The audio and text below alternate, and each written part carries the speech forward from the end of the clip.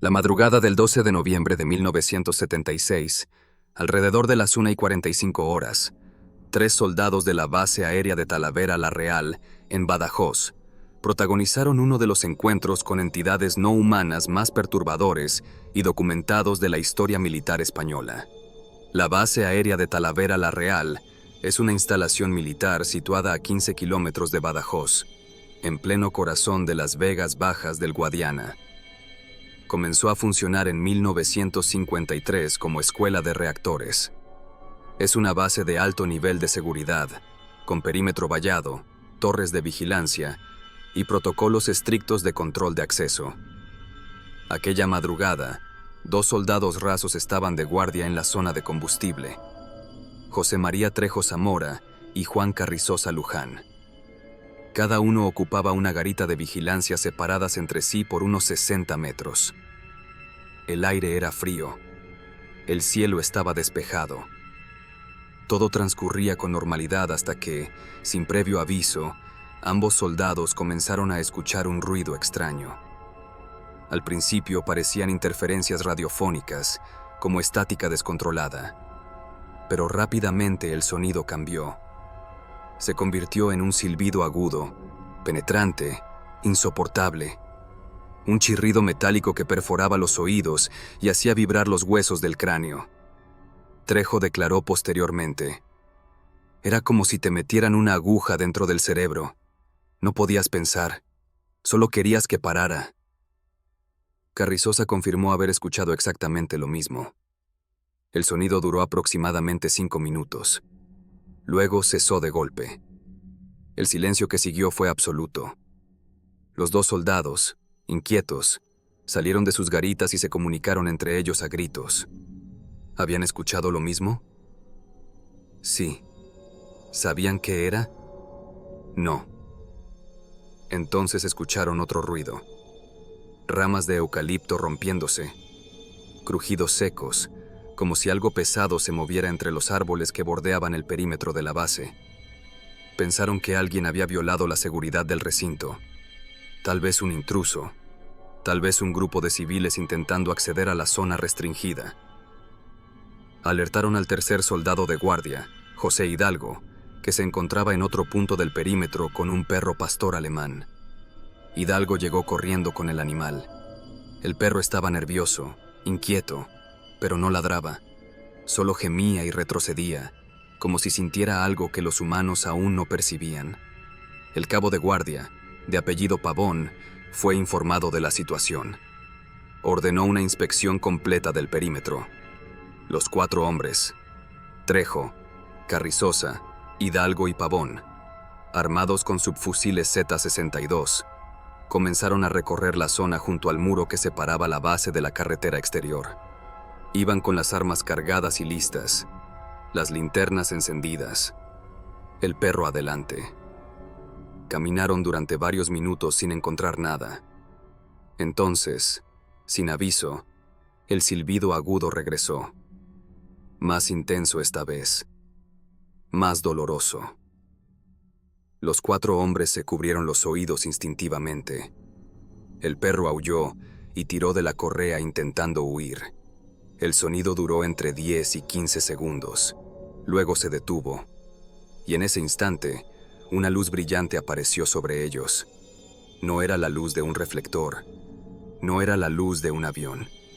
Era un resplandor blanco, intenso, que iluminó toda la zona como si fuera de día. Duró entre 15 y 20 segundos. Luego se apagó. Los soldados quedaron momentáneamente cegados, parpadeando para recuperar la visión. Cuando sus ojos se ajustaron nuevamente a la oscuridad, José María Trejo vio algo. A unos 15 metros de distancia, junto a un eucalipto, había una figura humanoide, pero no era humana. Medía aproximadamente 3 metros de altura. Su cuerpo estaba formado por pequeños puntos de luz verde brillante, como si estuviera compuesto de miles de partículas luminosas suspendidas en el aire. La cabeza era pequeña en proporción al cuerpo, ovalada, con lo que parecía ser un casco o una estructura sólida en la parte superior. El torso era grueso, robusto. De él salían dos brazos extremadamente largos, desproporcionados, que colgaban hasta casi tocar el suelo. Los brazos estaban extendidos lateralmente, en posición de cruz. No se apreciaban manos definidas, tampoco pies. La figura simplemente estaba ahí, de pie, inmóvil, mirando hacia ellos. Trejo intentó levantar su subfusil para apuntar. No pudo. Sintió un agarrotamiento repentino en todo el cuerpo. Los músculos no respondían. Las piernas cedieron. Cayó al suelo, consciente pero paralizado. Hidalgo y Carrizosa reaccionaron. Abrieron fuego. Dispararon ráfagas completas con sus subfusiles Z-62. El ruido de los disparos resonó en la noche. Entre 40 y 50 proyectiles fueron disparados contra la entidad. La figura no se movió, no retrocedió, no cayó, simplemente desapareció. En un fogonazo de luz blanca, como un destello fotográfico gigante, la entidad se desvaneció. En el mismo instante, el silbido agudo regresó. Duró otros 10 o 15 segundos. Luego cesó definitivamente. Hidalgo y Carrizosa ayudaron a Trejo a levantarse. Estaba desorientado, mareado, pero consciente. Corrieron de regreso al puesto de mando y dieron la alarma. La base entera se puso en estado de alerta máxima. A las pocas horas, con luz del día, un equipo de 50 soldados peinó meticulosamente la zona donde había ocurrido el incidente. Buscaron los casquillos de bala que habían sido disparados. No encontraron ninguno, ni uno solo. Revisaron el muro de hormigón que estaba detrás del punto donde había estado la figura. No había impactos de bala, ni marcas, ni agujeros, nada. Los expertos en armamento de la base verificaron los subfusiles Z-62.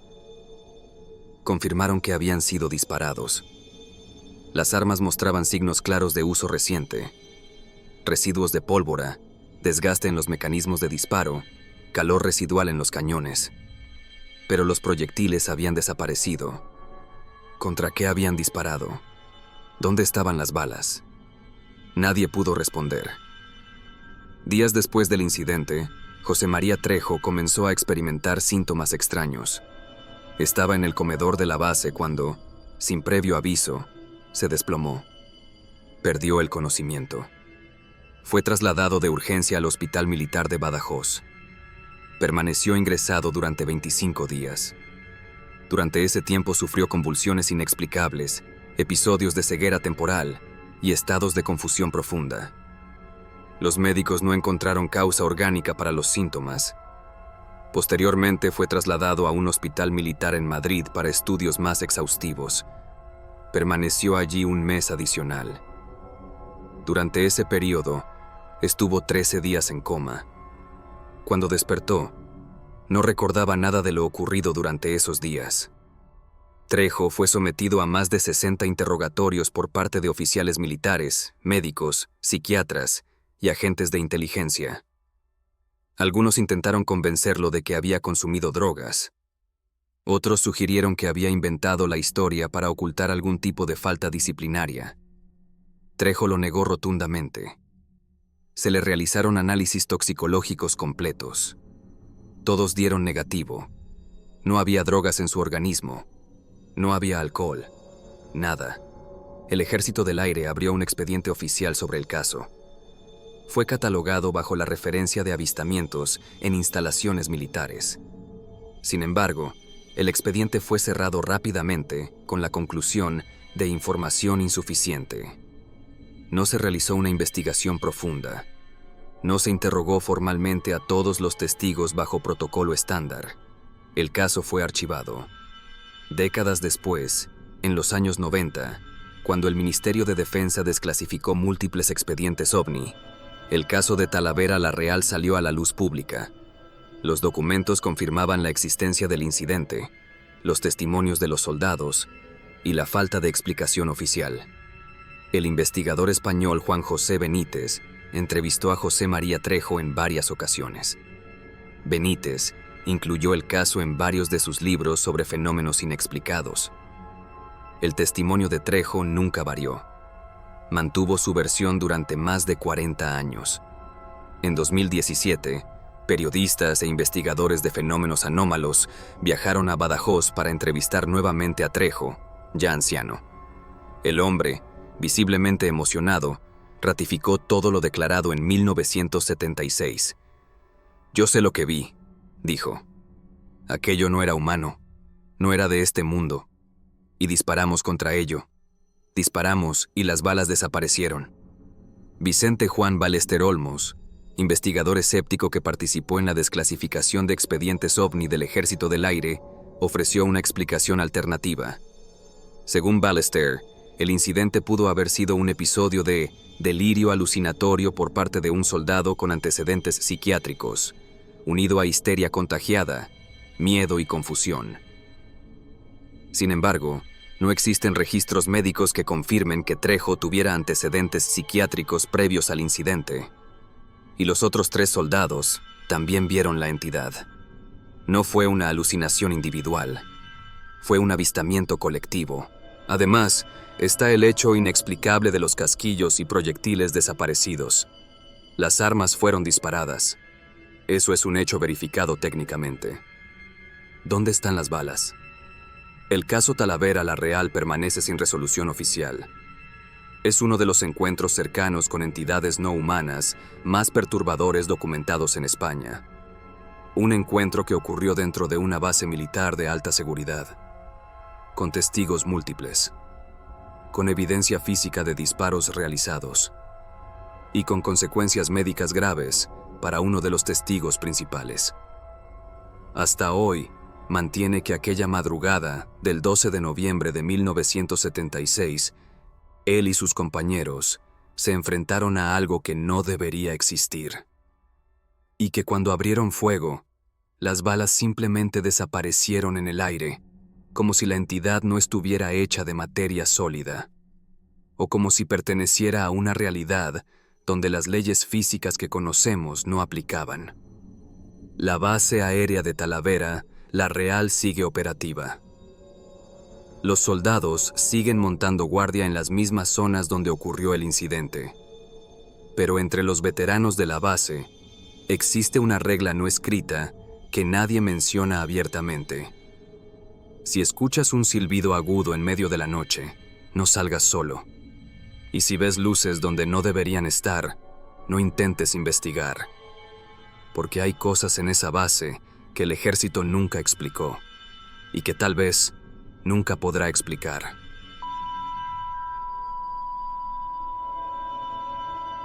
En menos de 2 meses, durante el otoño de 1985, la tripulación del buque Manuel Soto de la Compañía Transmediterránea protagonizó 2 encuentros inexplicables con fenómenos luminosos mientras navegaba la ruta entre Cádiz y las Islas Canarias. El Manuel Soto era un ferry de pasajeros y carga construido en 1976, con 116 metros de eslora, que cubría regularmente las rutas entre la península ibérica y el archipiélago canario. Su capitán era José Bruguera Batllori, un marino experimentado con décadas de experiencia en navegación atlántica. Primer incidente. La noche del 20 de octubre de 1984, el Manuel Soto navegaba en su ruta habitual Cádiz-Tenerife. El cielo estaba despejado, el mar en calma, visibilidad excelente. Eran aproximadamente las 23 horas cuando, sin previo aviso, todos los instrumentos electrónicos del buque dejaron de funcionar simultáneamente. Radar, comunicaciones, sistemas de navegación. Todo se apagó. El buque quedó completamente parado en medio del océano, sin propulsión. Los marineros y el oficial de guardia dieron la voz de alarma. Algo se acercaba desde el horizonte. Era un objeto que emitía una potente luz amarilla, tan intensa que iluminó toda la cubierta del barco como si fuera de día. La tripulación tuvo que cubrirse los ojos cuando el objeto pasó directamente sobre ellos, a baja altura. El capitán Bruguera Batllori salió de su cabina al escuchar el alboroto, pero cuando llegó a cubierta, el objeto ya había desaparecido. Los sistemas eléctricos del buque se reactivaron espontáneamente segundos después. Todo volvió a funcionar con normalidad, como si nada hubiera ocurrido. Cuando el Manuel Soto llegó al puerto de Arrecife, en Lanzarote, el capitán Bruguera redactó un informe detallado del incidente. Lo registró oficialmente en el cuaderno de bitácora del buque. Envió el informe a las autoridades de la Marina Española solicitando que el caso fuera investigado. El expediente fue archivado y clasificado como confidencial.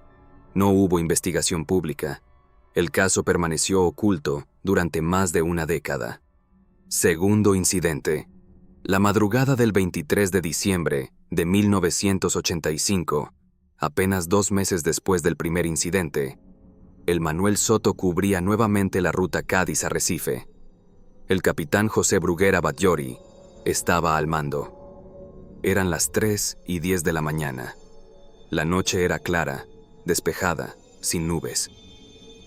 El tercer oficial de guardia, cuyo nombre fue omitido en el expediente desclasificado, observó una luz brillante en el horizonte, hacia proa. En un primer momento, pensó que podía ser la estrella Antares o el planeta Venus. Para verificarlo, tomó un sextante y midió las coordenadas del supuesto astro. Anotó la posición en el cuaderno de navegación. Minutos más tarde, volvió a tomar las coordenadas. La luz permanecía en la misma posición. No se movía como lo haría un satélite o un avión.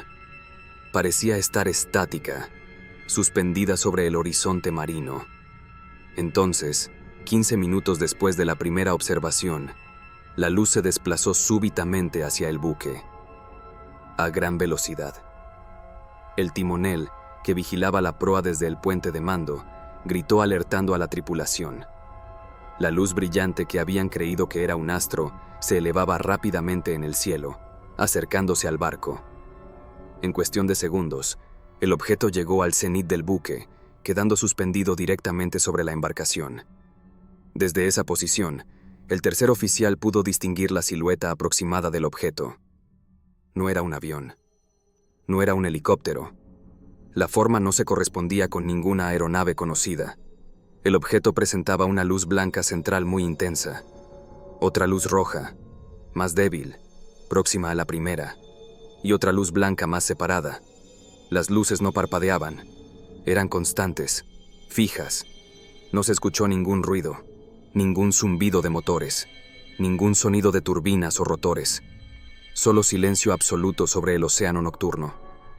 El avistamiento fue observado también por el segundo oficial de radio, el timonel y el guardián de cubierta.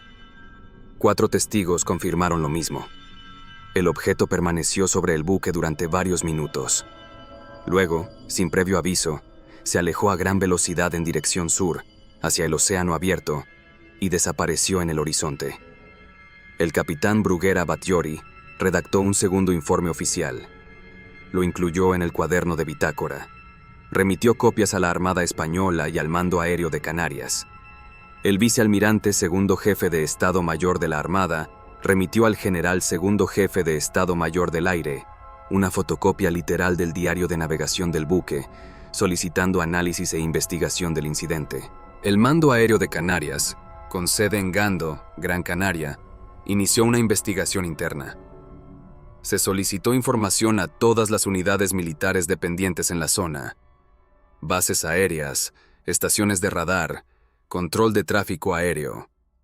El resultado de las averiguaciones fue negativo. No había vuelos civiles o militares registrados en la zona en ese horario. No había ejercicios navales.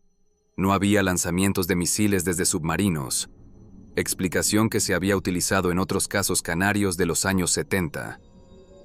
El radar de la base aérea de Gando no detectó ningún objeto no identificado en el momento del avistamiento. En marzo de 1986, el Mando Aéreo de Canarias remitió un escrito al general que ocupaba el segundo escalafón del Estado Mayor del Aire. En el documento se indicaba que Tras haber recabado información entre las distintas unidades dependientes, las averiguaciones han dado resultado negativo. No se encontró explicación para lo observado por la tripulación del Manuel Soto. El expediente fue archivado con la clasificación de confidencial. Permaneció oculto durante 11 años. El 24 de enero de 1996, el expediente fue desclasificado como parte del proceso de apertura de archivos OVNI, iniciado por el Ministerio de Defensa español en 1991. El documento fue depositado en la Biblioteca Central del Ejército del Aire, en Madrid.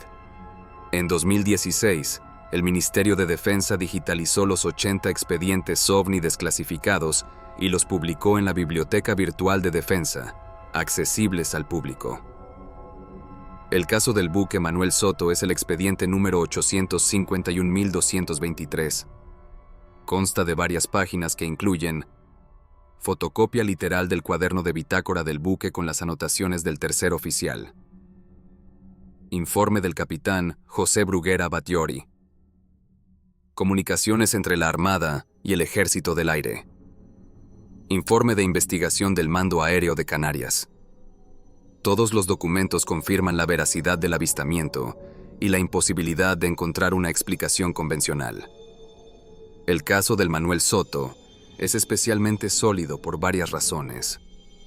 Múltiples testigos profesionales, marineros experimentados, oficiales de navegación, el capitán del buque. No eran civiles asustados, eran profesionales entrenados en observación marítima y celeste. Documentación oficial inmediata. El incidente fue registrado en el cuaderno de bitácora en tiempo real, no días o semanas después. Es un documento legal marítimo con validez oficial. 2 incidentes separados. El buque experimentó 2 encuentros distintos en menos de 2 meses, lo que reduce la probabilidad de error o confusión. Investigación militar. El Ejército del Aire investigó formalmente y no encontró explicación. Comportamiento anómalo del objeto. En el segundo incidente, el objeto pasó de estar estático, simulando un astro, a moverse a gran velocidad, acercarse al buque y luego alejarse. Ese comportamiento descarta fenómenos astronómicos, meteorológicos o aeronaves convencionales. Ausencia de sonido. La característica más inquietante. Un helicóptero o avión a baja altura sobre un barco produce un ruido ensordecedor. Este objeto era completamente silencioso. Algunos investigadores escépticos han sugerido que el primer incidente, octubre de 1984, pudo haber sido causado por un fallo eléctrico coincidente con el avistamiento de un avión comercial iluminado. Sin embargo, esta explicación no aborda por qué todos los sistemas se apagaron simultáneamente y se reactivaron solo segundos después. Tampoco explica la luz amarilla intensa que cubrió toda la cubierta. Para el segundo incidente, diciembre de 1985, se ha propuesto que los testigos observaron el planeta Venus bajo condiciones atmosféricas excepcionales que magnificaron su brillo. Pero Venus no cambia de posición súbitamente. No se acerca a un barco a gran velocidad. No se detiene sobre una embarcación durante varios minutos. Y no presenta múltiples luces de diferentes colores. El capitán José Bruguera Batllori mantuvo su testimonio hasta su retiro. En declaraciones posteriores a medios náuticos, confirmó que lo observado por su tripulación en ambas ocasiones no se correspondía con ningún fenómeno conocido en sus décadas de experiencia en el mar.